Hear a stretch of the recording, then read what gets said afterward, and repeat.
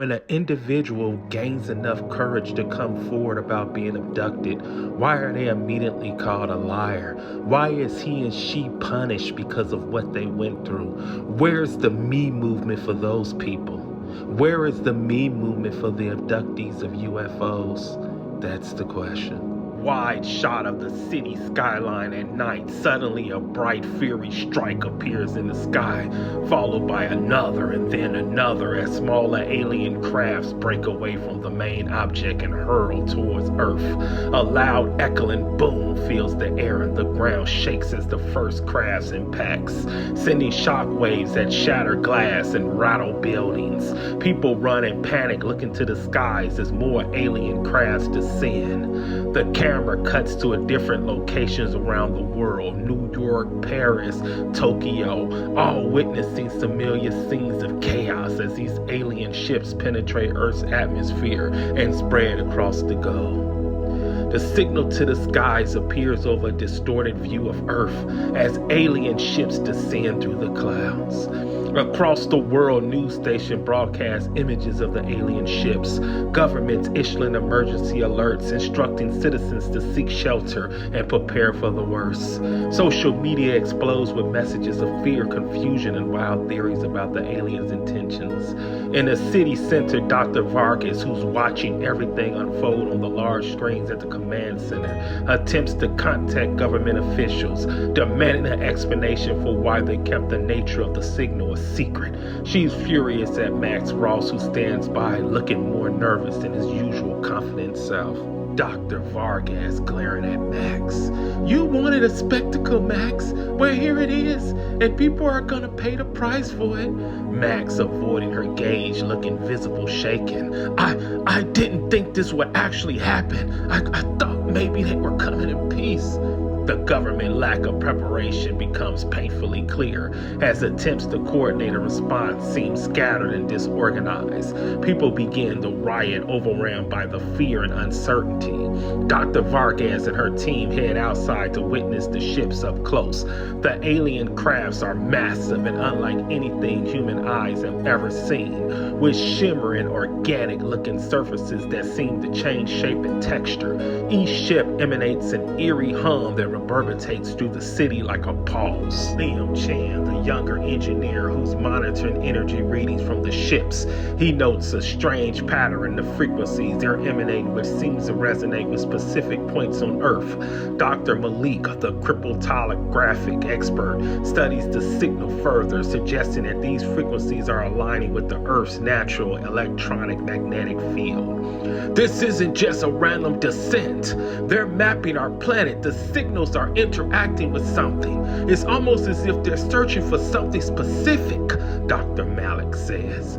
Dr. Vargas realized that the ships are not only arriving, they're collaborating to Earth's systems as though preparing for a target extraction. Back in the city, panic has erupted as people try to evacuate or find shelter.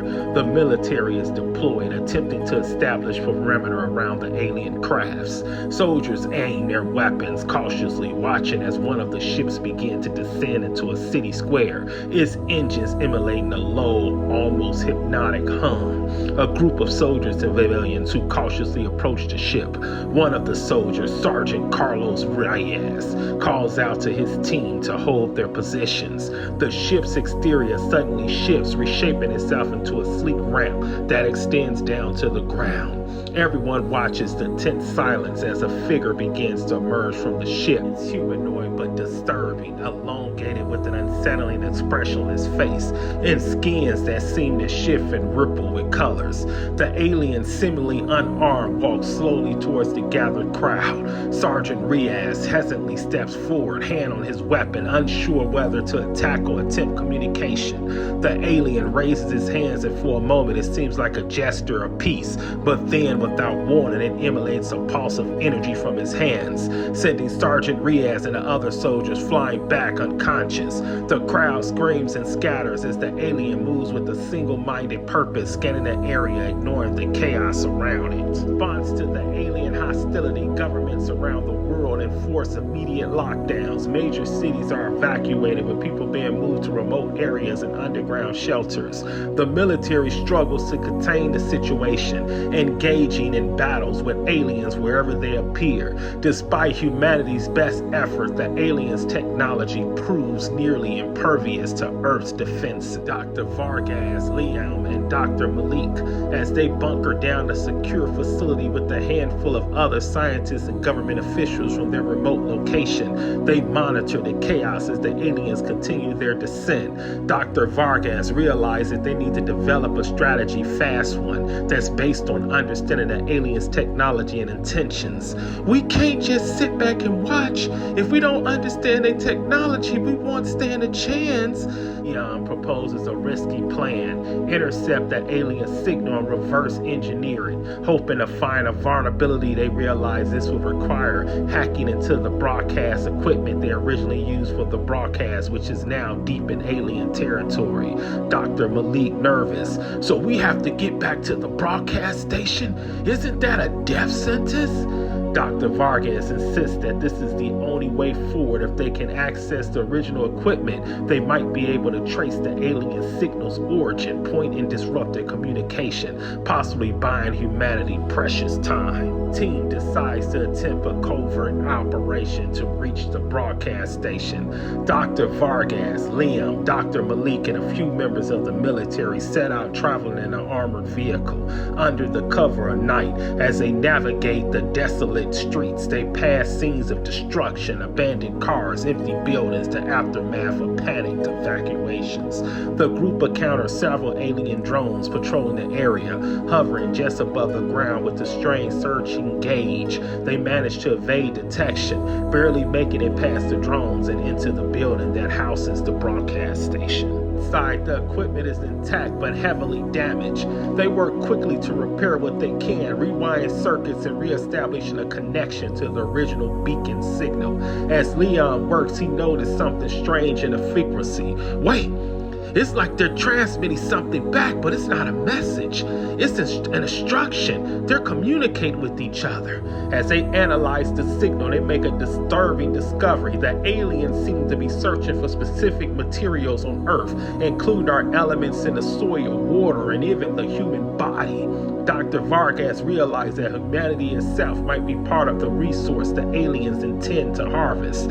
They're not just here for minerals or energy sources. They're looking for organic matter. They're looking for us. The team is shaken as they realize the full scope of the invasion. This isn't a war for territory. It's an operation to consume Earth's resources, including its life forms. Jasper, Dr. Vargas decides to use the equipment to try and send a counter signal, hoping to disrupt the alien network. The team scrambles to activate the broadcast system, but as they do, they're detected. Alien drones immediately swarm the building and the group is forced to barricade themselves inside. Sergeant Reyes firing at approaching drones. Whatever you're gonna do, do it fast, damn it! As the drones close in, Dr. Vargas and Leon manage to send out a pulse using the original beacon frequency, which creates an interference within the alien network.